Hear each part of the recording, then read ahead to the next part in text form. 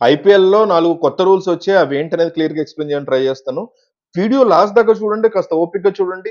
ఒక 1000 likes target పెట్టుకున్నానని దయచేసి ఒక లైక్ ఇచ్చేసి వీడియో చూడడం మీరు కంటిన్యూ చేయండి. ఫస్ట్ రూల్ ఏంటంటే ఏ టీమ్ అంటే ఏ టీమ్ కెప్టెన్ అయితే మల్టిపుల్ టైమ్స్ స్లో ఓవర్ రేట్‌ని గనక మెయింటైన్ చేస్తూ ఉంటారో వాళ్ళకి ఆ కెప్టెన్స్ మీద బ్యాన్ అనేది పడింది. గడిచినటువంటి ఐపీఎల్ వరకు ఈ రూల్ అనేది ఉండింది.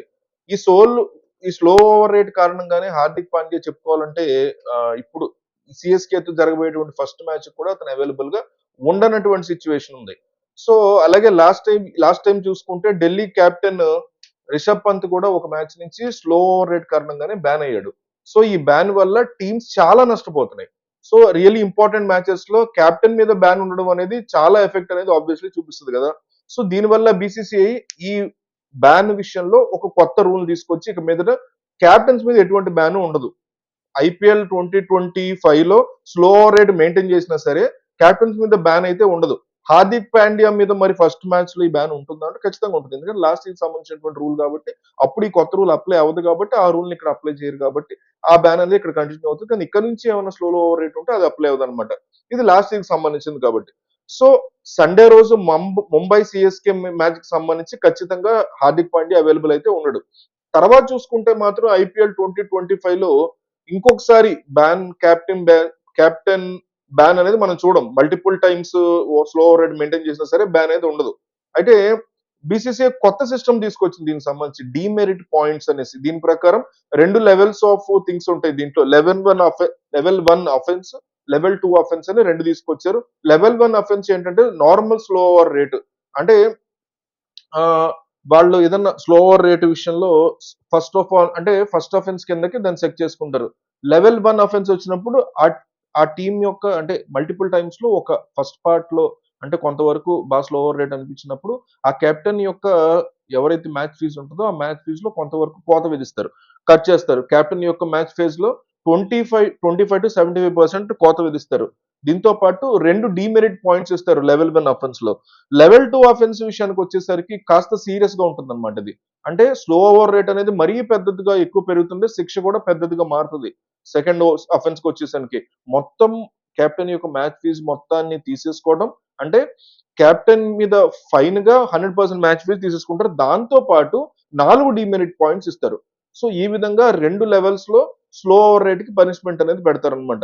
ఈ డిమెరిట్ పాయింట్స్ అనేవి మరీ ఎక్కువగా పెరిగిపోతే ఒక మ్యాచ్ యొక్క బ్యాన్ ని వేసేటువంటి ఛాన్సెస్ ఉంటాయి. డిమెరిట్ పాయింట్స్ మొత్తం 3 సీజన్స్ కి కలిపి క్యాలిక్యులేట్ చేస్తారు. Coming 3 season 25 IPL, 26 IPL, 27 IPL. ఈ 3 క్యాలిక్యులేట్ చేసుకొని కెప్టెన్ కి 4 డిమెరిట్ పాయింట్స్ వచ్చిన ప్రతిసారి 100% మ్యాచ్ ఫీ పోతుంది.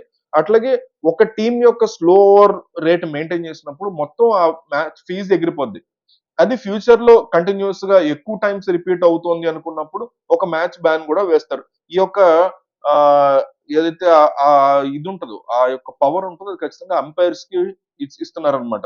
3 సార్లు స్లో ఓవర్ రేట్ గనక పాల్పడితే వేరే ఆప్షన్ ఉండేది కాదు ఇదివరకు. ఇప్పుడు బ్యాన్ అనేది ఇప్పుడు ఇమ్మీడియేట్ గా ఉండదు. మాక్సిమం కెప్టెన్స్ తమ మ్యాచ్ ఫీజుని కట్టుకొని తప్పించుకోవచ్చు.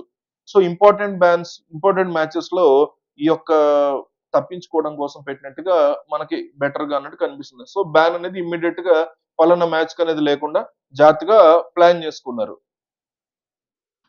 ఇంకా ఐపీఎల్ ఈ సీజన్ లో వచ్చినటువంటి సెకండ్ కొత్త రకం రూల్ ఏంటంటే ఇదేమి కొత్త రూల్ కాదు. ప్రీవియస్ గా ఒకసారి బ్యాన్ చేసిన రూల్ ని మళ్ళీ రివోక్ చేశారు.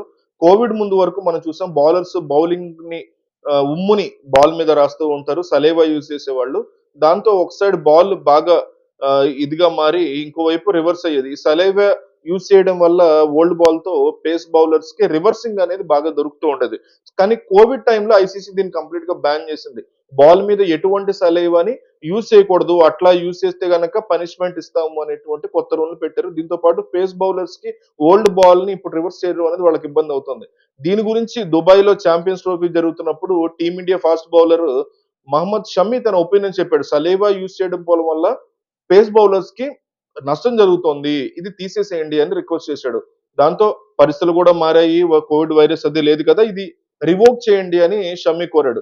సో దీనికి టిమ్ సౌతీ గాని, ఫిలాండర్ గాని వీళ్ళందరూ సపోర్ట్ చేశారు ఆ పాయింట్ కి. సో దాంతో బీసీసీ ఒక కీలక నిర్ణయాన్ని తీసుకుని 2025 ఐపీఎల్ లో ఈ బ్యాన్ ని ఎత్తేసారు. అంటే ఈ సీజన్‌లో హ్యాపీగా వాళ్ళు సలైవా యూజ్ చేసుకొని రివర్స్ చేసుకునేటువంటి ఛాన్సెస్ ఉంటుంది. కొత్త బాల్ రివర్స్ మామూలుగానే అవుతుంది. ఓల్డ్ బాల్ కూడా సలైవా యూజ్ చేయడం వల్ల రివర్స్ అవుతుంది. సో, షమి చెప్పినటువంటి మాటలైతే బీసీసీఐ వాళ్ళు విన్నారని అనుకోవచ్చు. అయితే ఈ బ్యాన్ లిఫ్ట్ చేయడం అనేది ఓన్లీ ఐపీఎల్‌కి మాత్రమే అన్నమాట. అంటే ఐపీఎల్ తర్వాత జరిగేటువంటి ఎనీ టోర్నీ ఐసీసీలో జరిగే ఎనీ టోర్నీకి ఇది వర్తిస్తది. సో, ఐసీసీ కూడా ఈ టోర్నీ గురించి ఆలోచించి మిగతా టోర్నీస్‌లో కూడా ఆలోచించమని చెప్తున్నారు. ఇక థర్డ్ రూల్ చూసుకుంటే సెకండ్ న్యూ బాల్. ఇది చాలా ఇంట్రెస్టింగ్‌గా ఉంది. క్రికెట్‌ని రెగ్యులర్‌గా చూసే వాళ్ళకి మనకు తెలుసు. వన్ డే ఫార్మాట్‌లో 2 ఇన్నింగ్స్‌కి ఒక్కొక్క కొత్త బంతిని వాడుతూ ఉంటారు. అంటే ఒక ఎండ్ నుంచి ఒక కొత్త బంతితో బౌలింగ్ ఏస్తే, ఇంకో ఎండ్ నుంచి ఇంకొక కొత్త బంతితో బౌలింగ్ అనేది నడుస్తుంటది. అంటే ఒక బాల్‌తో 25 ఓవర్స్, ఇంకో బాల్‌తో 25 ఓవర్స్ అనేది నడుస్తూ ఉంటది. కానీ టీ20 ఫార్మాట్‌లో మాత్రం అట్లా ఉండదు. మొత్తం 20 ఓవర్స్ కూడా ఒకే బాల్‌తో వేయాల్సి ఉంటుంది. అంటే బోత్ ఎండ్ నుంచి ఒకే బాల్‌తో బౌలింగ్ అనేది చేస్తూ ఉంటారు. నార్మల్ సర్కమ్‌స్టాన్సెస్‌లో అయితే ఎటువంటి ఇబ్బంది ఉండదు. కానీ డ్యూ ఫ్యాక్టర్ ఎప్పుడైతే వస్తుందో అప్పుడు 20 ఓవర్స్ ఒకే బాల్‌తో వేయడం వల్ల బౌలింగ్ టీమ్‌కి నష్టం చేకూరుతుంది. దీన్ని దృష్టిలో పెట్టుకొని బీసీసీఐ కొత్త మార్పు తీసుకొచ్చిందన్నమాట. అది థర్డ్ రూల్. సెకండ్ ఇన్నింగ్స్‌లో బౌలింగ్ చేసేటువంటి టీము డ్యూ ఫ్యాక్టర్ గనక ఎక్కువగా ఉంటే, ఆ సెకండ్ బాల్‌ని వాళ్ళు యూజ్ చేసుకోవచ్చు. అంటే టార్గెట్‌ని డిఫెండ్ చేసుకునేటువంటి టీమ్‌కి ఆబ్వియస్‌లీ డ్యూ ఫ్యాక్టర్ వల్ల డిసడ్వాంటేజ్ ఉంటది కదా! ఈజీగా అయిపోతది. విన్నింగ్ చేజ్ చేసే వాళ్ళకి ఈజీ అయిపోద్ది. అది ఈజీ అవ్వకుండా కొత్త రూల్‌ని ఏం తీసుకొచ్చారంటే, సెకండ్ బాల్‌ని వీళ్ళు అంపైర్స్ యొక్క పర్మిషన్‌తో వాళ్ళతో మాట్లాడిన తర్వాత ఆ థర్డ్ సెకండ్ బాల్‌ని వాళ్ళు తెచ్చుకునేటువంటి అవకాశాన్ని ఇచ్చింది. సో, దీనివల్ల ఐపీఎల్ టీమ్‌లో డ్యూ ఫ్యాక్టర్ అనేది ఎక్కువగా మనం చూస్తూ ఉంటాము. సో, టాస్ గెలిచినటువంటి కెప్టెన్ ఈజీగా గెలుస్తూ ఉంటారు డ్యూ ఫ్యాక్టర్ ఉన్నప్పుడు. డైరెక్ట్‌గా టాస్ అనేది మ్యాచ్ యొక్క విన్నింగ్ మీద ప్రభావం చూపిస్తది. ఎప్పుడైతే టాస్ గెలుస్తారో వాళ్ళు వెంటనే బ్యాటింగ్ తీసేసుకుంటారు.